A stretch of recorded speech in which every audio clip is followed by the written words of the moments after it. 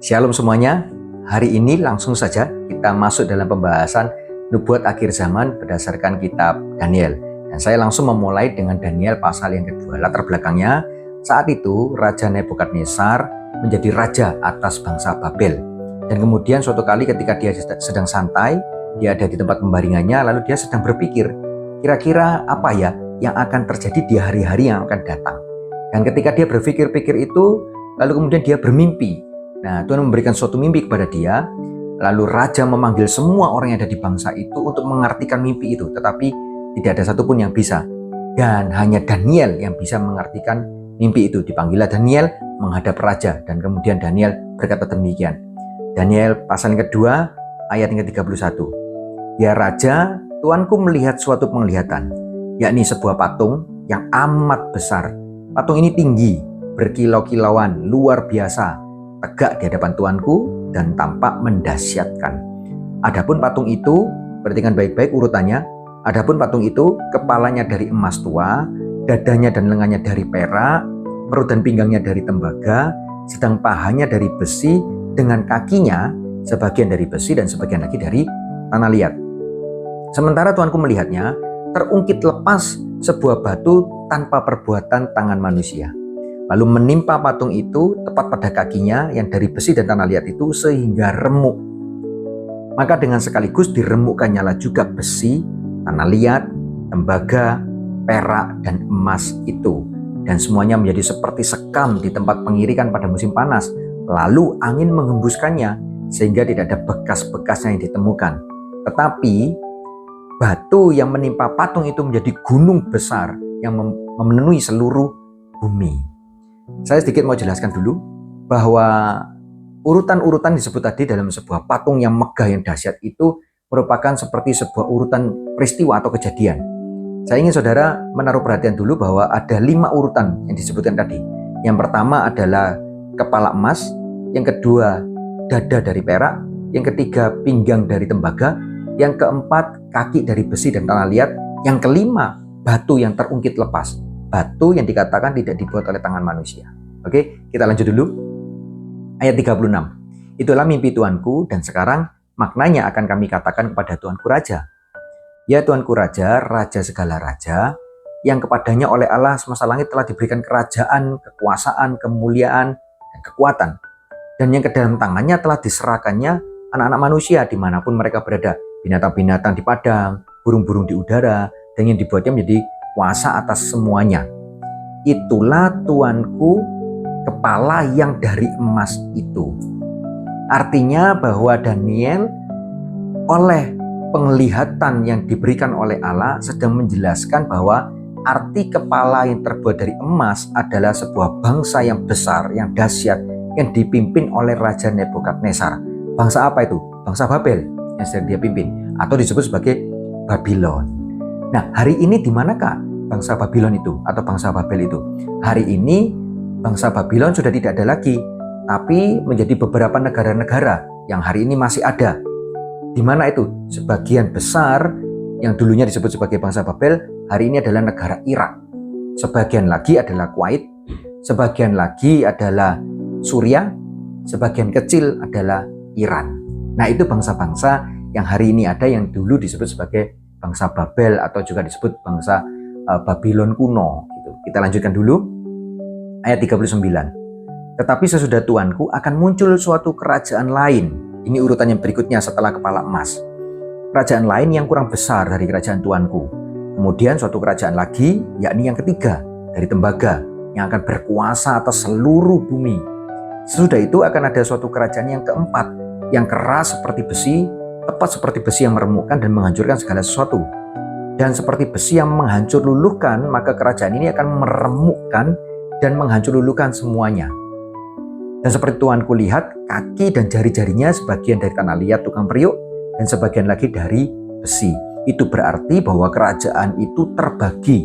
Maksudnya kerajaan ini berusaha untuk mau menyatukan diri atau bersatu, tetapi tetap gak bisa karena besi dan tanah liat. Memang kerajaan itu juga keras seperti besi sesuai dengan yang tuanku lihat. Besi itu bercampur dengan tanah liat. Tapi sebagaimana jari-jari kaki itu sebagian dari besi dan sebagian lagi dari tanah liat, demikianlah kerajaan itu akan menjadi keras sebagian dan rapuh sebagian. Rupa-rupanya Daniel mengulang-ulang terus tentang besi dan tanah liat, besi dan tanah liat, supaya saudara dan saya yang hari ini hidup kita menaruh perhatian di area itu. Besi dan tanah liat tidak bisa bercampur. Lanjut ayat 43 berkata demikian, seperti Tuanku lihat besi bercampur dengan tanah liat itu, berarti mereka akan bercampur oleh perkawinan, tetapi tidak akan merupakan satu kesatuan seperti besi tidak dapat bercampur dengan tanah liat. Saya mau jelaskan, bercampur oleh perkawinan bisa jadi saat itu kerajaan-kerajaan atau bangsa-bangsa yang ingin memperbesar wilayah kekuasaannya, maka mereka menjalankan politik yang namanya perkawinan lintas atau antar kerajaan.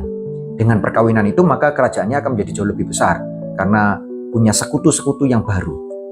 Tetapi kalau dilihat dari gambaran ini, toh gimana-gimana pun besi dan tanah liat tidak bisa bersatu. Gitu. Nah, arti yang lain adalah bahwa yang disebut sebagai perkawinan itu artinya ada sebuah ikatan perjanjian yang sangat mengikat, seperti layaknya perkawinan atau pernikahan. Karena ada covenant di dalamnya, ada ikatan yang perjanjian ikatan yang mengikat satu dengan yang lainnya.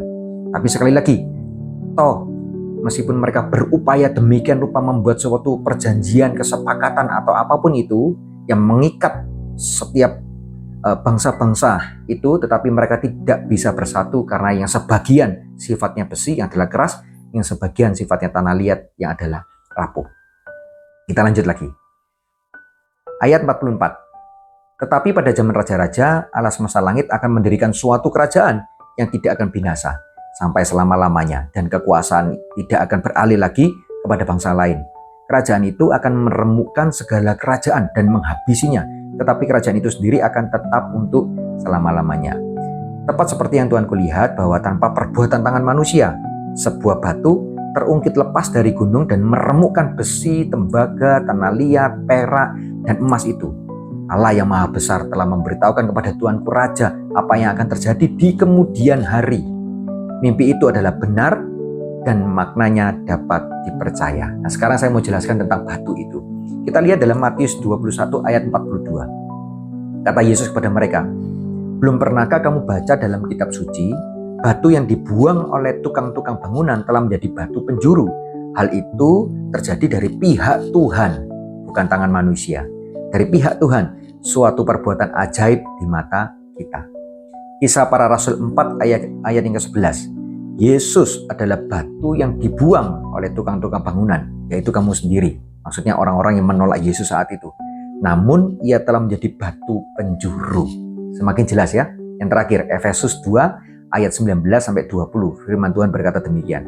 Demikianlah kamu bukan lagi orang asing dan pendatang, melainkan kawan sewarga dari orang-orang kudus dan anggota-anggota keluarga Allah yang dibangun di atas dasar para rasul dan para nabi dengan Kristus Yesus sebagai batu penjuru.